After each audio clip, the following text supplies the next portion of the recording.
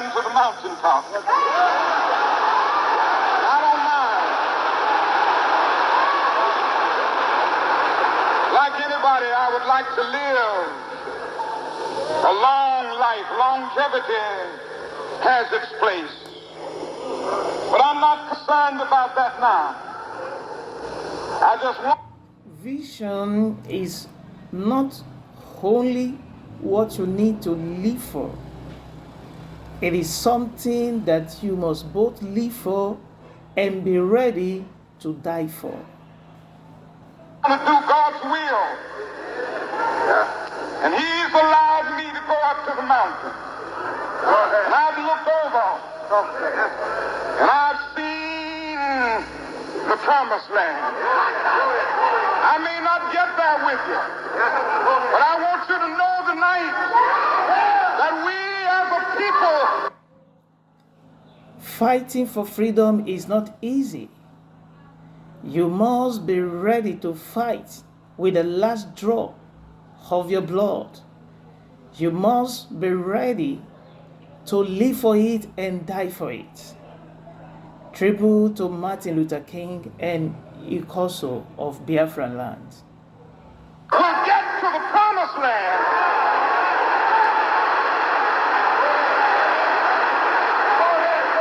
So I'm happy tonight. I'm not worried about anything. I'm not fearing any man. Mine eyes have seen the glory of the coming of the Lord. So, the people that die for freedom, they've died before their death. Because they know the struggle is 50-50. You may live and you may die. It doesn't matter whether you are there at the promised land or you are unable to get there or the best way to die is to die for others to live.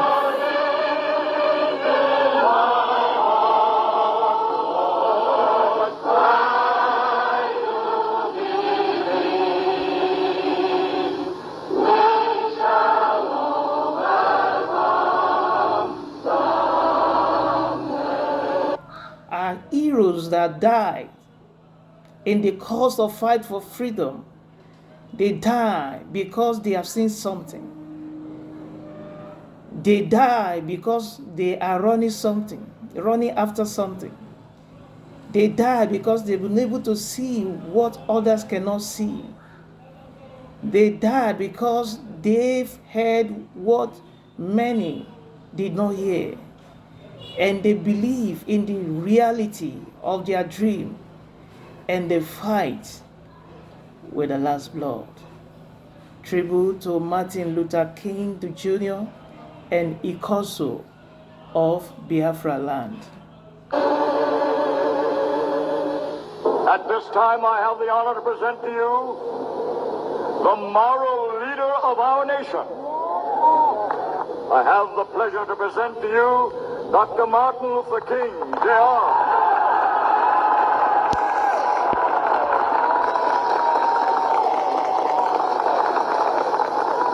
I am happy to join with you today in what will go down in history as the greatest demonstration for freedom in the history of our nation.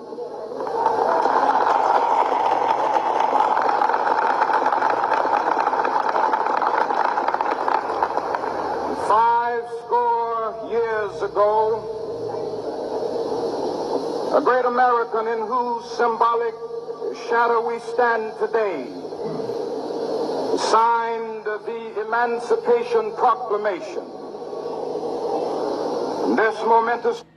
When the founding fathers of Nigeria as an independent country were able to achieve their aim in 1960, everybody was dancing, singing, expecting a better nation, a better country, a country flowing with milk and honey.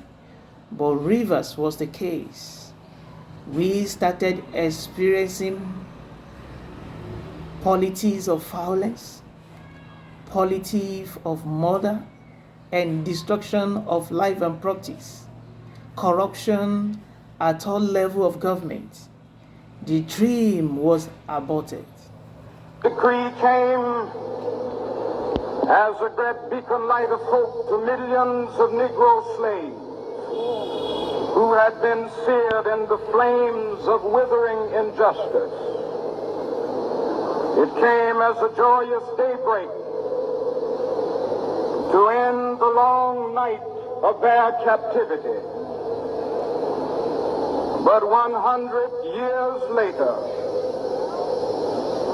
the Negro still is not free. 100 years later, the life of the Negro is still sadly crippled. Despite all the promises of happiness, prosperity, expansion, economic stability, political stability, and dividends of democracy and independence, over 60 years after, Nigeria is not a country that we can live. Nigeria is not a country of our dream. No good roads, no electricity, no standard infrastructures anywhere across Nigeria.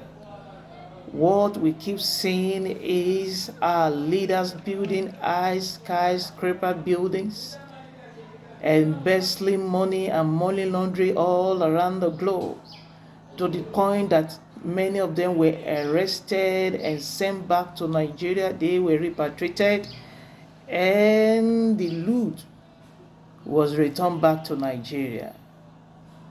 What a painful country. By the manacles of segregation and the chains of discrimination, 100 years later, the Negro lives on a lonely island of poverty in the midst of a vast ocean of material prosperity. 100 years later. Over 60 years after independence, Nigeria is able to achieve tribalism, nepotism, corruption at all levels, and all other menaces that have destroyed the dignity and integrity of Nigeria.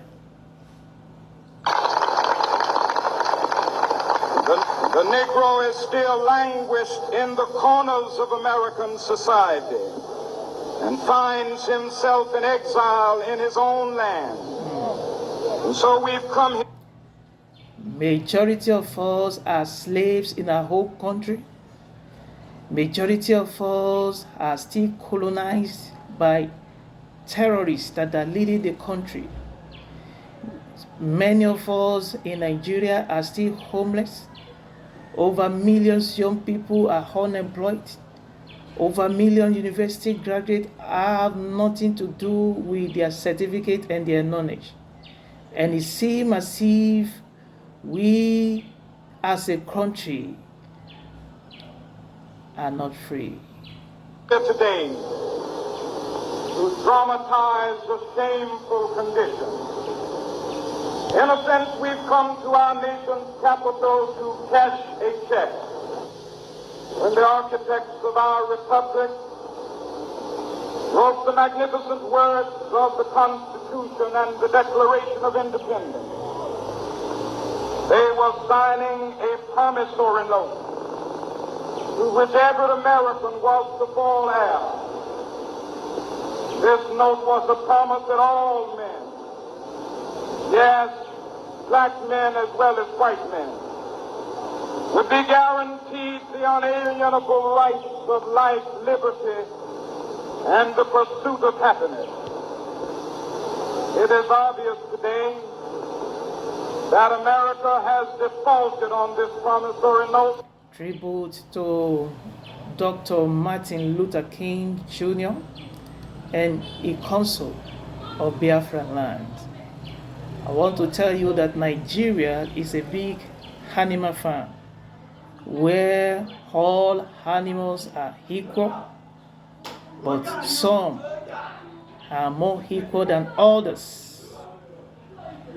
Nigeria is playing politics and democracy, which is the government of people, by people, and never for the people. Insofar as her citizens of color are concerned, instead of honoring this sacred obligation, America has given the Negro people a bad check, a check which has come back marked insufficient funds. What is the problem of this country? And how do we arrive here after over 60 years of independence? What is the problem of this country called Nigeria? This is a protest and a struggle against racism and injustice, and this is what we are working to eliminate in our organization and in our total struggle. I would also like to commend the outstanding athletes who have the courage and the kind of determination to make it clear that they will not participate in the 1968 Olympics in Mexico City unless something is done about these terrible problems, these terrible evils and injustices. Freedom always demands sacrifice. Though the civil rights leaders, for various reasons, refuse or can't take a stand or have to go along with the administration, that's their business. But I must say tonight that I know that justice is indivisible. Injustice anywhere is a threat to justice everywhere.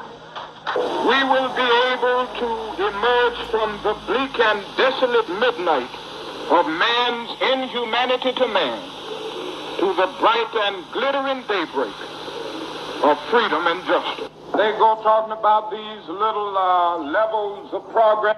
The major problem that has set the wheel of progress of Nigeria backward, the major cog in the wheel of progress of Nigeria is tribalism, hatred, and tribal war.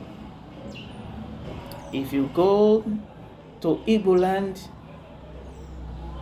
people will rate you as Yoruba. And if you come back to Yoruba land as a Yoruba man, this one will say, this one is from Oyo, this one is a But it really doesn't matter with me now. It's not really our brother. Because I've been to the mountaintop. I don't mind. Like anybody, I would like to live a long life. Longevity has its place.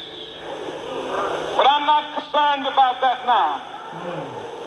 I just want to do God's will. And He's allowed me to go up to the mountain. And I've looked over. And I've seen the promised land. I may not get there with you. But I want you to know tonight that we as a people will get to the promised land. Fighting for freedom is not a loss. Fighting for freedom is a fight for posterity. It's a fight for joy. It's a fight for progress. It is a fight for fulfillment. And a fighter must be willing to pay any price to achieve this. Martin Luther King and Ikonso of Biafra land, we really appreciate you.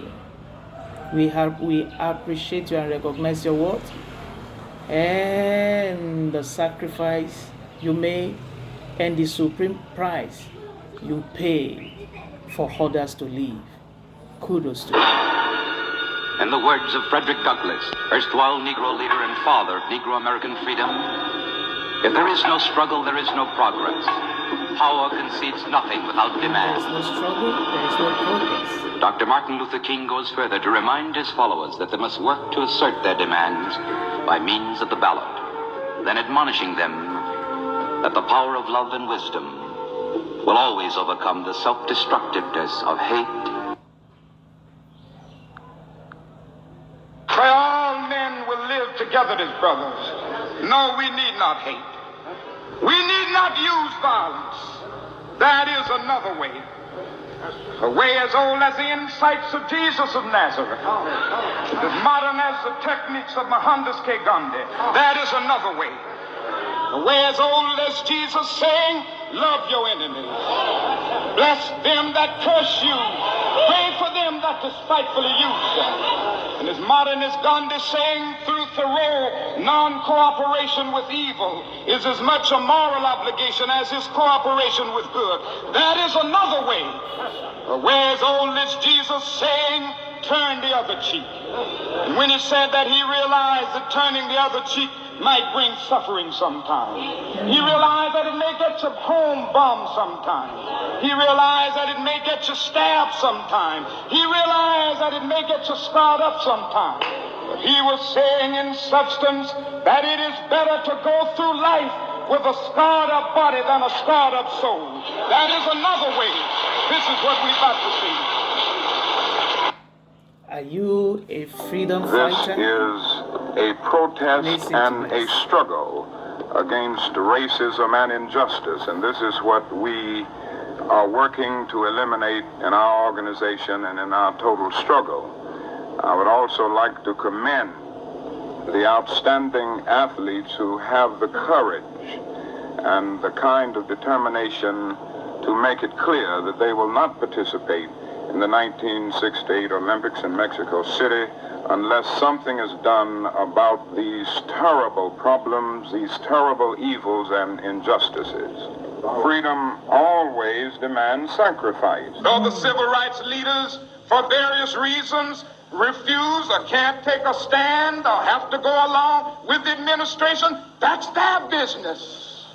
But I must say tonight that I know that justice is indivisible. Injustice anywhere is a threat to justice everywhere. We will be able to emerge from the bleak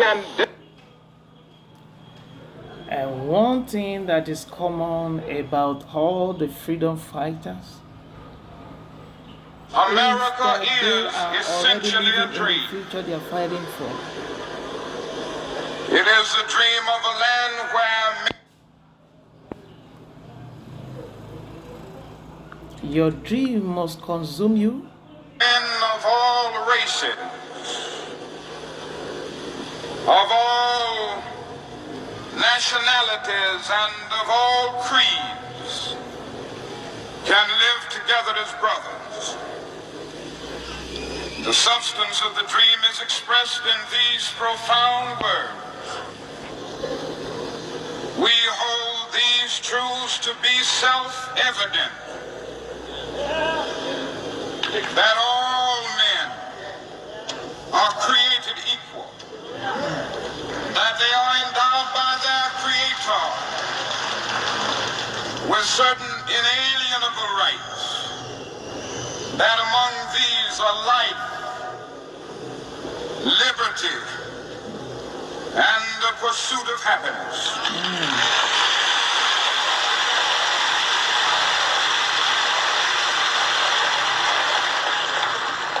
One of the first things we notice in this dream is its amazing universalism. It does not say some men, but it says all men. It doesn't say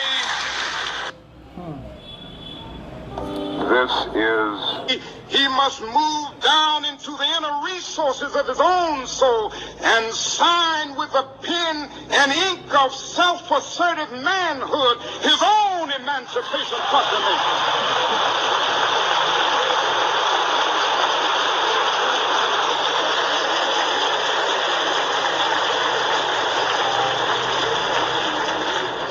Don't let anybody take your manhood. Be proud of our heritage. As somebody said earlier tonight, we don't have anything to be ashamed of. Somebody told a lie one day. They couched it in language.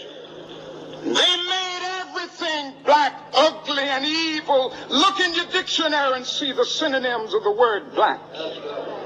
There's always something degrading and low and sinister. Look at the word white. It's always something pure, high, and clean.